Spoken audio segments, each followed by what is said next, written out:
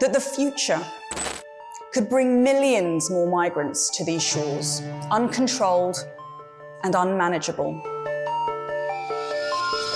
Because it means that economic migrants taking advantage of the asylum system will not get to stay. They will not get to stay. We are raising our game.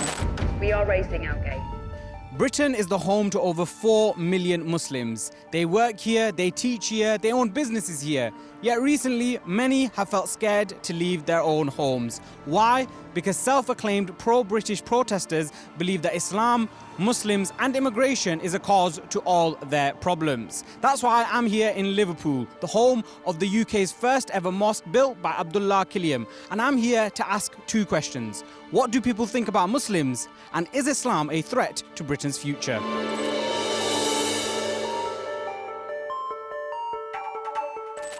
Britain has had a long-standing history of dealing with the far right.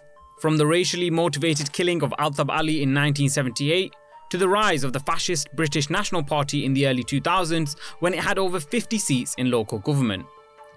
This latest round of far-right movements has been instigated after rumours spread online that the murder of 3 young girls in Southport was conducted by a Muslim immigrant and that his identity was being protected by the local authorities to stop a potential increase in hate crime.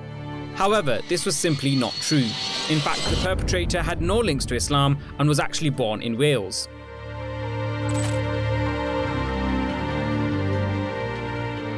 Despite these rumours being dismissed quickly, a significant number of protesters still saw this as an excuse to loot local businesses, set fire to personal property and spread fear across Britain.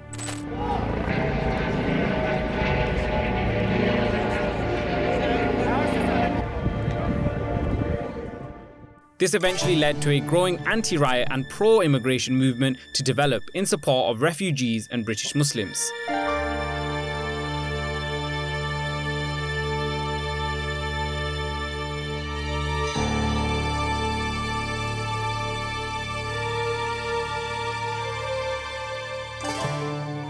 The Abdullah Quilliam Mosque, the first ever mosque built in the UK, was one of the first buildings that had to engage with such protests.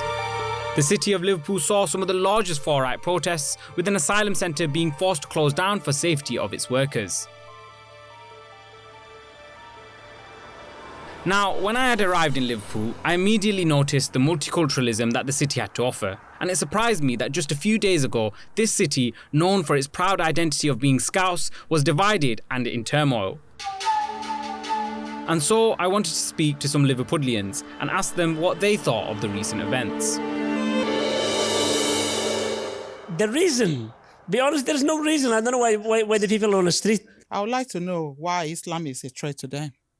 I think it's a matter of the immigrants coming into the country where they're not, they don't know nothing about them. And they could be anybody that they're bringing into the country. And this is the reason, and they should be basically sent back because nobody knows anything about them. They're coming over with no paperwork or anything like that. And that, I think, is the main issue. Whatever, religion, football, whatever. We have the hatred built in us as human beings, and that's something that we must overcome, but we don't overcome. It's normal to protest, but when it turns out to be a violent one, that's not a protest. I think a lot of it was provoked due to people's racist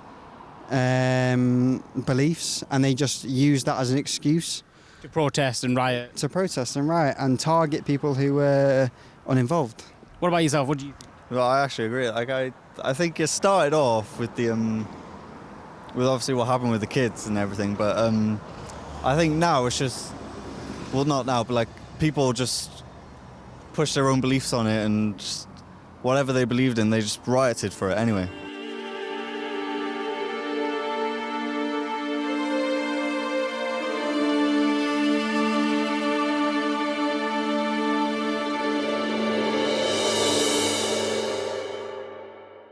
tonight, Adam Kelwick has invited Muslims and non-Muslims alike to engage in real discussion, to actually have a conversation and answer the questions, what is going on in Britain, and more importantly, what can we do about it?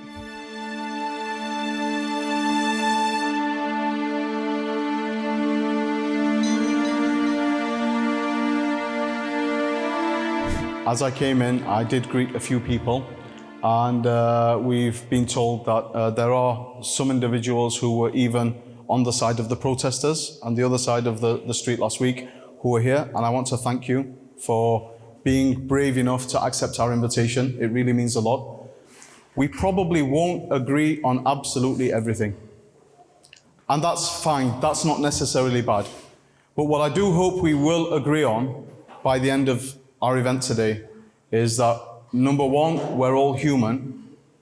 Number two, we all have deep-rooted concerns for our society. And number three, that we share these concerns and we are able to come and bring the solutions together. So this is my hope from the event. The reason why I wanted to come to this event in particular was because of the unique approach that Imam Adam Kelwick had to dealing with the protesters outside his mosque. Rather than screaming and shouting, Imam Kelwick went viral on social media after engaging in discussion with the protesters. Forget about online and all these crazy websites, and even the mainstream media now, they're pushing so many false narratives. We want people to come together, to talk together, to eat together. So keep your eyes open for that. Everybody's more than welcome to come along to that. And again, thank you all for coming here tonight. It's really appreciated. Decided to respond to their hatred with kindness, give them food, listen to them, welcome them into the mosque. And here we are 1 week after the protests outside our mosque, and people from all over the country are messaging us saying we want to become Muslim, saying we want to learn more about Islam, saying your religion is amazing. I've never really looked into it before, but you've inspired me. The best way to destroy a lie or a falsehood is with truth, and that's what we've done. We've just been honest. We said, ask us tough questions and we'll give you honest answers. And some people today, they did ask some what could be deemed pretty tough questions. Now, for Muslims who maybe are struggling right now, maybe they're scared to approach far-right protesters, they're scared to even come out of their homes, go to their jobs, go to events, what advice would you give to them? So the main thing has to be safety and security. But then after that, you don't have to run into a far-right process. Just speak a little bit more with your friends and your families and your work colleagues and people in society who don't really hear this. Because if you're not speaking to them and you're silent about Islam, somebody else is going to be telling them about Islam. And the chances are it's going to be fake bots on social media or people with hatred to push. Many of our mosques up and down the country, they've always been engaged in this interfaith dialogue traditionally. And that's good, it's beneficial and it's needed. But I think what we've seen after the riots now is we need to go to a new phase. It's not about the religious leaders sitting around the table and realizing that they all get onto each other without passing those messages down to the rest of the society. We're talking about people on the streets, people in gyms, people in boxing clubs, people from working class backgrounds, people from different parts of our city. And we've proven that it can be done. We're going to continue this work, and we'd like to bring everybody else from our Muslim communities to follow us in this work and know that we're not following except in the footsteps of Rasulullah sallallahu alaihi wasallam.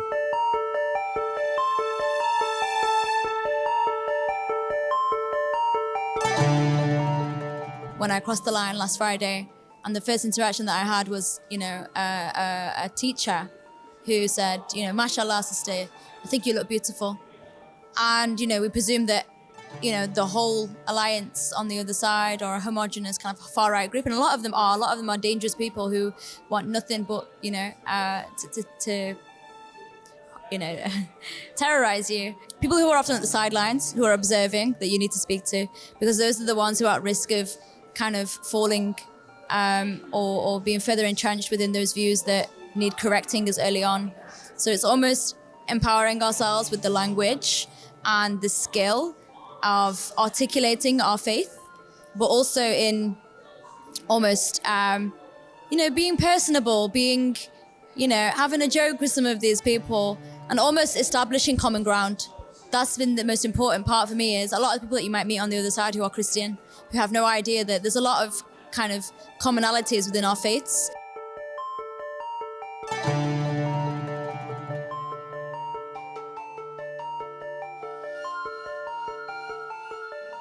when Muslims, minorities, people who are on that side of the debate, if you want to call it, they've been scared to come out, potentially, some of them, because of the far-right protests or because of some of the things that they've been doing. What would you say to them? What would be your advice in tackling this issue of having, an increased number of far-right protests and people getting hurt, essentially, because of the color of their skin or the scarf that they wear on their head? No, absolutely right. I think they should not be scared. And first and foremost, those people, the minority who are protesting as the far right, they don't know what they're doing, to be honest with you. They're led by some groups which they've been misled by saying one thing, and they're actually coming in thinking that the ethnic minorities or the Muslims are taking over the jobs. But what they don't realize is the NHS is full of Muslim doctors. When they get hurt in one of those protests, some of them did, and when they go to the hospital, the first person they probably would encounter is a Muslim doctor or a consultant or a surgeon. There's been a lot of people talking about civil war, chaos, riots, protests, violence, etc. All these words being used. What does the future of Britain look like, and what role does Islam, what role do Muslims play in that future? I think the future of Islam in Britain is great, and I think the government has taken the right steps of taking the right decisions of eradicating Islamophobia or addressing and acknowledging there is Islamophobia in Britain, and they are actually dealing with that. And we have seen some of the sentences been given to some of those silly people who are causing trouble for the Muslim and for the wider community.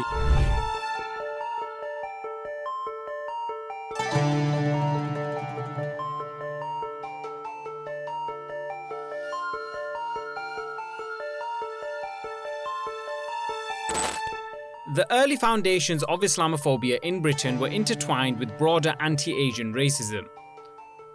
From the 1960s to the 1980s, South Asian immigrants, many who were Muslims, faced significant discrimination, violence, and hostility. This was fueled by far-right groups and inflammatory rhetoric like Enoch Powell's 1968 Rivers of Blood speech.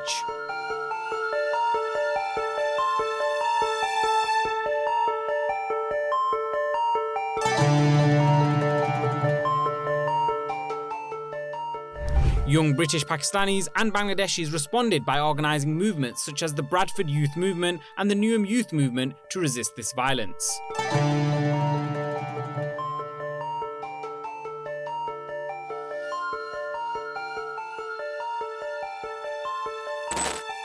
By the late 1980s, Islamophobia began to emerge as a specific form of prejudice against Muslims.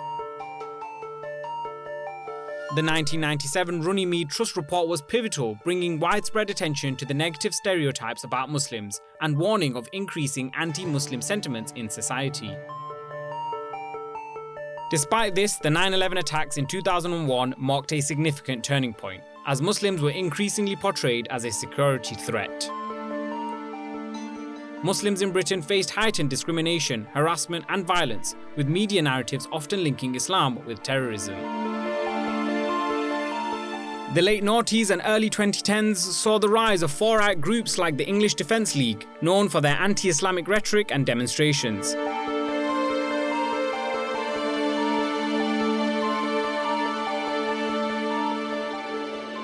Hate crimes against Muslims also surged, with a significant portion of mosques and Islamic centres across the UK experiencing vandalism or arson.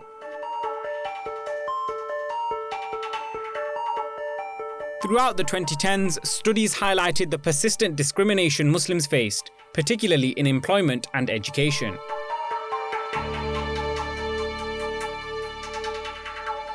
Islamophobia manifested itself into bullying, particularly targeting Muslim women and girls wearing the hijab.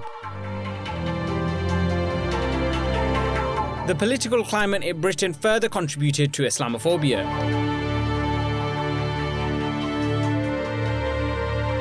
We have a problem with a hostile community coming in and declaring war. The 2016 London mayoral election saw Islamophobic rhetoric used against Sadiq Khan, who became the city's first Muslim mayor. And I'm so proud that London has today chosen hope over fear and unity over division. Despite Sadiq Khan's message of hope and change, tensions continue to rise, with Islamophobia often being dismissed and an increasing number of attacks on mosques. Rhetoric used in elements of mainstream media painted Islam as a threat and as Muslims trying to take over Britain, which just added more fuel to the fire.